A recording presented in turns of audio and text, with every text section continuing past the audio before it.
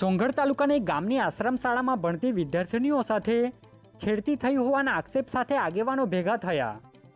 તાપી જિલ્લાના સોંગઢ તાલુકામાં આવેલી એક આશ્રમ શાળામાં અભ્યાસ કરતી વિદ્યાર્થીનીઓની છેડતી ત્યાંના આચાર્ય દ્વારા કરવામાં આવી હોવાના આક્ષેપ સાથે તાલુકાના આગેવાનો ભેગા થયા હતા, જે મામલે પોલીસ ફરિયાદ કરવાની તજવીજ હાથ ધરાઈ હતી।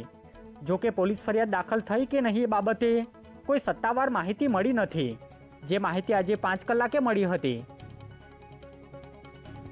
जी, आपનો परिचय?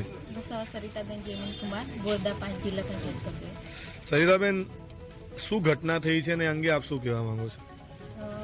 અમે જ્યારે સવારે અમને ફોન દ્વારા ટેલિફોનિક દ્વારા જાણ કરી કે અમારે પાગળધુઆ અને સિંગલ ખાંચની 2 દીકરીઓ પર આચાર્યએ છેડતી કરી છે, તો અમને ખૂબ જ ખોટું લાગ્યું, કારણ કે અમારો સમાજ એવો છે કે અતિ પછાત વિસ્તાર કે અમે તો પણ ખોટું નથી। ત્યાં દીકરીઓને ભણાવવાનું એટલે અમારા માટે ખૂબ જ અઘરું છે ને ત્યાં અમારા વાલીઓ ખેતમજૂરી કરીને અમારી દીકરીઓને ભણાવવા આટલે દૂર મોકલે છે, ત્યાં અમારી દીકરીઓ જોડે આચાર્ય દ્વારા એવી જે ન કહી શકાય એવી ઘટનાઓ બનતી હોય ત્યારે ખૂબ જ દુઃખની વાત છે।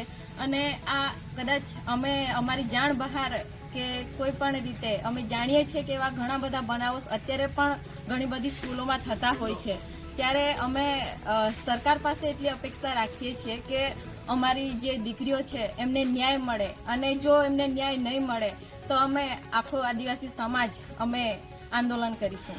બેન, તમને એવું લાગે છે કે નિવાસી શાળાઓ હોય કે ઉત્તર બુનિયાદી હોય, જ્યાં છોકરીઓ રહીને ભણતી હોય, ત્યાં જ આવી ઘટનાઓ વારંવાર બનતી છે, એવું તમને તમારા લાગે છે? તમને એવું નથી હોતું કે દરેક આચાર્ય એવા હોય કે દરેક સ્કૂલમાં એવી ઘટનાઓ બનતી હોય, પણ ઘણી બધી અમારી જાણમાં એવું છે કે ઘણી બધી સ્કૂલોમાં એવા શિક્ષકો કે આચાર્યો એવા હોય છે કે જેઓ આવી રીતે દીકરીઓની છેડતી કરતા હોય છે, પણ અમારી દીકરીઓ એમના સમાજ ખાતર કે એમના માતા પિતા ખાતર કે પોતાની ઇજ્જતને ખાતર એ લોકો બહાર આવીને બોલી નથી શકતા। પણ અમને ગર્વ છે આ 2 દીકરીઓ પર કે જેમણે પોતાનું સમાજનો નહીં વિચાર્યું કે પોતાના માતા પિતા નહીં પણ પોતાને ન્યાય મળે એના માટે બહાર આવી છે, ત્યારે એમને ન્યાય મળે। દીકરીઓ કેટલા વાગે હોસ્ટેલથી ભાગીને આના પંજામાંથી છૂટી છે?